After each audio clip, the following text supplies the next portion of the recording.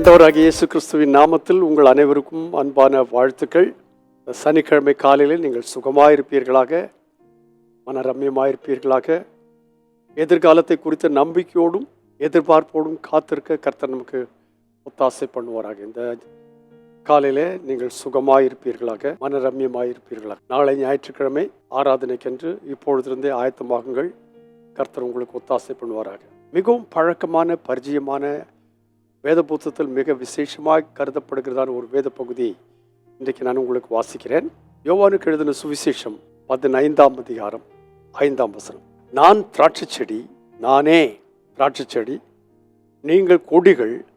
ஒருவன் என்னிலும் நான் அவனிலும் நிலைத்திருந்தால் அவன் மிகுந்த கனிகளை கொடுப்பான். என்னை அல்லாமல் உங்களால் ஒன்றும் செய்ய இயலாது. இந்த அதிகாரம் முழுவதும் அபாய்டிங், நிலைத்திருக்குதலை குறித்து சொல்லியிருக்கிறது. அதனுடைய ஆரம்ப வசனம், நான் மெய்யான திராட்சை செடி, நீங்கள் கொடிகள். 5ஆம் வசனத்தில் சொல்லும் பொழுது நானே திராட்சை செடி என்று சொன்னால் வேற திராட்சை செடி கிடையாது. நானே திராட்சை செடி, நீங்கள் கொடிகள். கர்த்தர் எப்படிப்பட்டதான ஒரு உறவை நமக்கு தந்திருக்கிறார் பார்த்தீர்களா? நானே திராட்சை செடி, நீங்கள் கொடிகள், என்னோடு இணைந்திருக்கிறவர்கள். ஒருவன் என்னிலும் நான் அவனிலும் நிலைத்திருந்தால். இப்போ செடிக்கும் கொடிக்கும் உள்ள உறவு என்று கேட்டால் ஒன்றில் ஒன்று நிலைத்திருக்கிறது. செடி கொடியிலும், கொடி செடியிலும். நீங்கள் கொடிகள். ஒருவன் என்னிலும் நான் அவனிலும் நிலைத்திருந்தால் அவன் மிகுந்த கனிகளை கொடுப்பான். ஆண்டவரோடு இணைக்கப்பட்ட வாழ்க்கையுடைய ஒரு மனுஷனோ மனுஷியோ, even children, they will bear much fruit. என்னாலே அன்றி உங்களால் ஒன்றும் செய்யக்கூடாது. 4ஆம் வசனத்தில் சொல்லும்போது, என்னில் நிலைத்திருங்கள், நானும் உங்களில் நிலைத்திருப்பேன். கொடியானது திராட்சை செடியில் நிலைத்திராவிட்டால் தானாய் கனி கொடுக்காது. கொடி தானாய் கனி கொடுக்க முடியாது. நீங்களும் நானும் தானாய் கனி கொடுக்க முடியாது. நீங்களும் என்னில் நிலைத்திராவிட்டால் கனி கொடுக்க மாட்டீர்கள். ஆனால் நீங்கள் என்னில் நிலைத்திருந்தால், நானும் உங்களிலே நிலைத்திருந்தால் நீங்கள் மிகுந்த கனிகளை கொடுப்பீர்கள்.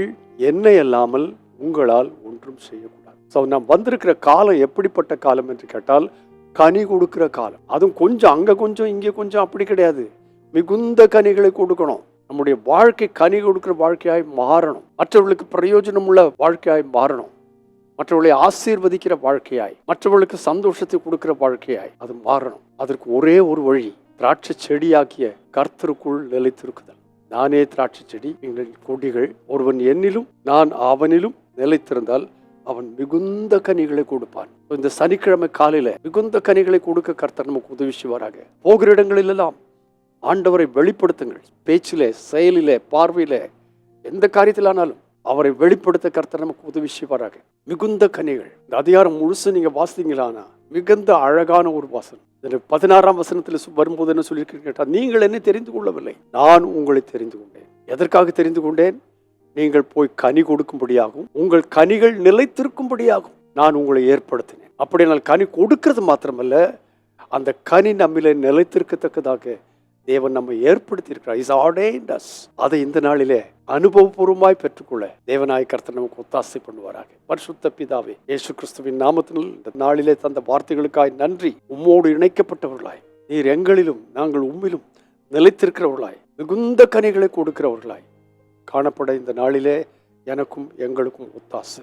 உங்க நாமத்தை மகிமைப்படுத்தி இயேசு கிறிஸ்துவின் நாமத்தில் வேண்டுகிறேன், பரிசுத்தமான நல்ல பிதாவே. ஆமேன், ஆமேன். ஸோ நீங்கள் என்னிலும் நான் உங்களிலும் நிலைத்திருந்தால் நீங்கள் மிகுந்த கனிகளை கொடுப்பீர்கள். God bless you abundantly, again and again and again and again. Amen.